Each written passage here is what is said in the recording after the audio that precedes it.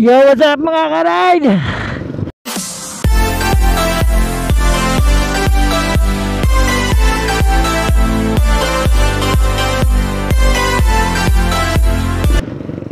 Ang dilim ng langit. Uulan nata ngayon eh. Thank you Lord dahil uulan na naman. Dahil grabe talagang init. So muli mga ka-ride, kapon na hindi tayo nakapag vlog mga ka-ride dahil yung ating external mic ay sumablay. Nung tinesting natin bago tayo umalis ay gumana naman siya, pero nung pagkatapos ng recording mga ka-ride walang busis or mas malakas yung ihip ng hangin kaysa busis, kaya uulitin natin. So mga ka-ride, yung magmuli ay magre-react tayo. Ito lang naman trabaho natin, ang pagre-react lang, no? Dahil so ang i-react natin mga ka-ride, yung of course yung ating mga iniidolo na kung saan ngayon ay kinagigiliwan, di ba? Kilala natin kung sino siya. So ang hari ng Paris Overload, si Diwata. Paano masabi? Nabutan pa ng stop tayo sa kabila.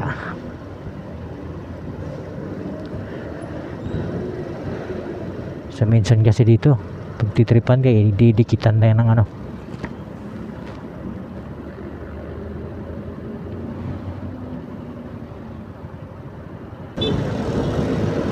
Yeah mga ka-ride, no? Ano to? Sampaguita. So magre-react tayo mga ka-ride mula ng ika nga napansin ng pangalang Diwata dahil sa kanyang Paris na pinagpipilahan sa Pasay. Sunod-sunod na rin yung mga taong tumutulong sa kanya, at isa nga dito si Madam Rosmar mga ka-ride. So nakakatuwa isipin mga ka-ride, no? Dahil talagang yung ating mahika sa pagtulong hindi nawawala. Yung ating pagkamatulungin ika nga hindi nawawala, dahil binigyan lang naman mga ka-ride ng house and lot at halagang 5 milyong cash. Grabe. So marami mga sponsor ang tumulong. Nag-sponsor ito ni Madam Rosmar, at yung ika nga yung tulong na ito mga ka-ride napupuntang ano kay tawag nito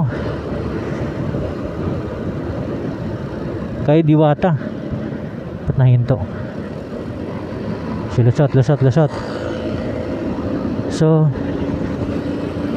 si Madam Rosmar mga ka-ride, isa din sa nagnegosyo ng parisan. Hindi ko lang alam bakit ang dami-daming mga kababayan natin na pinasok po yung negosyo ng pagpaparis, no? Siguro konting puhunan lang o talagang ito din yung ika nga panggamot sa kalam ng sikmura nating mga Pilipino, kasi mahilig tayo sa Paris no? Mahilig tayo sa turo-turo, ika nga yung mga pagkain na nasa gilid-gilid ng kakalsadahan. Ito yung mga days natin, no?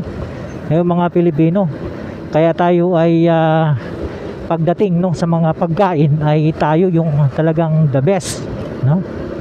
At yun nga, nakakatuwa isipin mga ka-ride na kahit po ay tawag nito kompetensya sa negosyo, although si Diwata sa Pasay, no, hindi ko lang sigurado kung saan si Madam tawag nito Madam Rosmar nagtayo ng kanyang parisan mga ka-ride, no? Ganun pa man mga ka-ride, nakakatuwa isipin dahil sa gitna ng kanilang parihas yung kanilang negosyo ay hindi nawawala, no, yung pagtulong ni Madam Rosmar. Alam naman natin nung mga nakaraang taon may mga isyong awayan, no, ni Madam Rosmar Hindi ko lang sigurado kung sino yung kanyang kaaway noon, at hindi ko rin alam kung anong nagiging dahilan patungkol sa kabangayan ng mga content creator na ito, malalaking content creator na ito, naging dahilan ng kanilang pag-away-away at nagiging trending ni mga ka-ride, no? Ika nga, tayong mga Pilipino mahilig tayo sa trending, mahilig tayo sa usbungan ng pagsikat ng mga tao, even man na content creator man ito o mga negosyante na mula sa mahihirap na kalagayan ay umangat ang buhay dahil sa kanilang pagsisikap, na pinasok nila yung mundo ng pagnenegosyo, mundo ng social media, mga ka-ride, na kung saan talagang marami ang kumakapit, no? Hindi po natin ma-i-deny upang mabago yung maraming buhay ng mga Pilipino, hindi lang mga Pilipino kundi maging yung mga ibang lahi, kasi alam naman na talaga natin na sa social media ay maraming kita, malaking kita, may kita. Malapit nang bumagsak yung ulan na sana hindi tayo maabutan.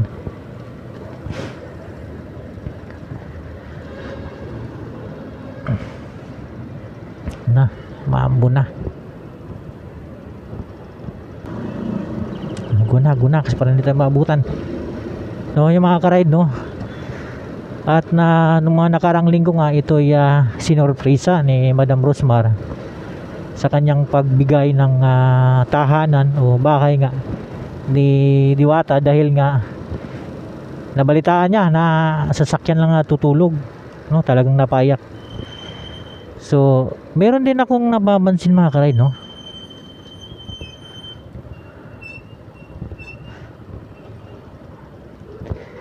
Isang boss ng isang social media influencer din, no? At nakita kong picture nito ay picture ni Diwata sa kanyang vice ganda.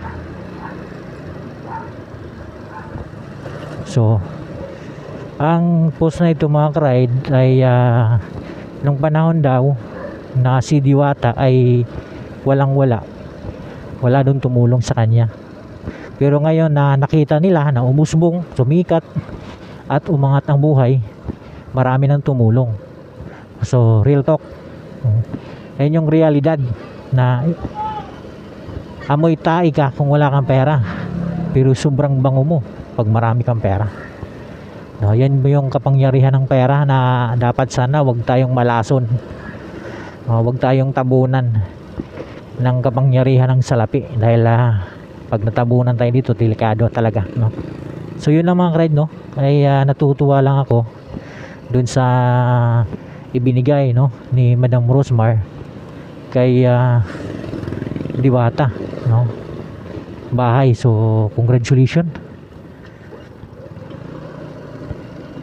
kay Diwata, at sana, no, sa gitna ng iyong kasikatan ay walang magbabago, no? Kasi karamihan ngayon wala na, natabunan na ng kanilang kayabangan dahil sa pag-angat na ng kanilang mga buhay. Umulan na, mga ka-ride.